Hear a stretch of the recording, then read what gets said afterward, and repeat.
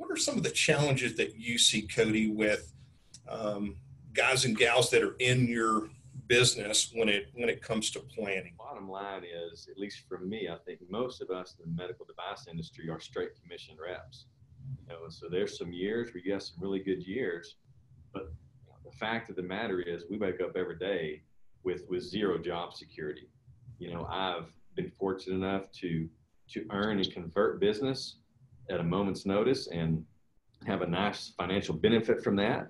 And I've also been on the flip side of that, where I've got a nice surgeon we work with who is a substantial part of my income that looks at me and says, "Hey, Cody, I'm retiring in 6 months," and so sometimes it's our security is not exactly strong a lot of times in this industry. So I think the biggest issue is just getting a plan to begin with. We're going to have our opportunities from corporate HR with 401ks and 529s, et cetera.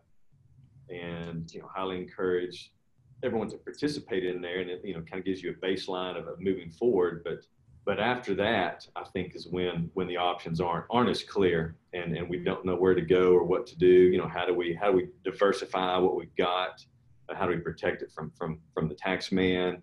And how do we just kind of branch out outside of what HR can offer? And there's a lot of options, and I think sometimes we kind of set it and forget it, and then sometimes that money just comes back in our account and we don't pay much attention to it after that. I work with medical device reps all across the country, many different states, and they have the same problem. So, right out of school, you usually have exposure. If you're going to go to work for somebody, you have exposure with HR. You sign up for the 401k program, which is fine. I'm not here to bash a 401k whatsoever. But our agendas they're really controlled by Wall Street. They're controlled by the media.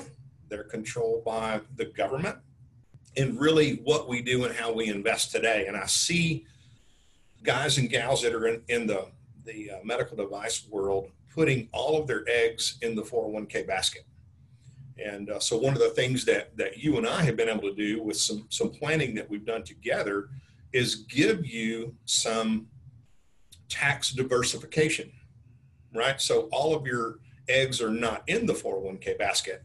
You've got I would call it a really privatized money supply that is very liquid, that you can put your hands on, and you can use those dollars for whatever you want to do. Things that come around the corner that you may or may not even be able to plan for. Specifically, I would imagine in the next 2 years, probably I'll be paying for a wedding, 2 to 3 years. And I've still got two more daughters that will be coming up through college in the next few years as well. So there's always things that it's nice to know, to have some security, some peace of mind, that I can get my hands on some cash if I need to. So it gives me a nice peace of mind that even in a volatile workplace where my income is suspect to volatility, that I've got a lot of eggs in a basket that I know is not volatile, that I know that it's going to be there. I know it's going to give me a steady return, and that, if I have an off year or something, that I've got quick, easy access to some cash. And it's not cash, it's just been sitting in a bank account making nothing. I know that cash has been working for me, but it does give me a real nice sense of security, and to know that, okay, man, I've got some money set aside that's working for me that I can get access to if I need to. You can look at the new guys and gals that are coming into the medical device world. You can look at the benefits that they get versus a guy like you who's a veteran, been in the business 17 plus years. The benefits packages are different, right? So you're starting to see more and more unmatched 401ks. You're seeing the absence of a true pension for these newer guys and gals that are coming on board. I would definitely recommend you guys. First and foremost, you're good guys. You're just solid guys. I think it's been an educational process. This is something definitely that it was not just a, hey, Cody, here's product A, product B, product C. And I said, okay, let's sign up for this, this, and this. It was a lot of dialogue, a lot of education, patience. I'm a very conservative guy by nature. I think a lot of that has to do, again, with being in a straight commission sales job, is that, man, we work hard for the money, and I'm just not going to toss it around willy-nilly on something that I may not fully understand. And so you guys are patient and educational and trustworthy. And, now you match that with, I believe in the products that we've got. I believe I'm diversified. I think what we do adds another element to my savings plan.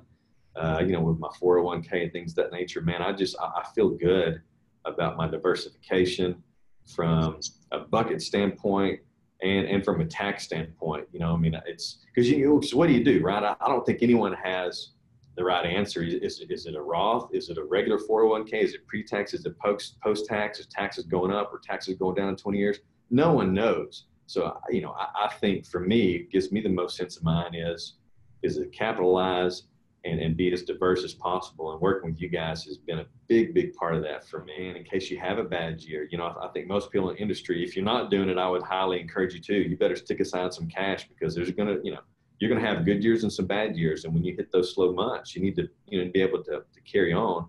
And so, having other products that can put my money to work and not sitting in a savings account making nothing has been a lot of fun. It's been a lot of fun, a lot of again, I've used the term security and peace of mind quite often in here, but that's just, that's the truth. That's the bottom line.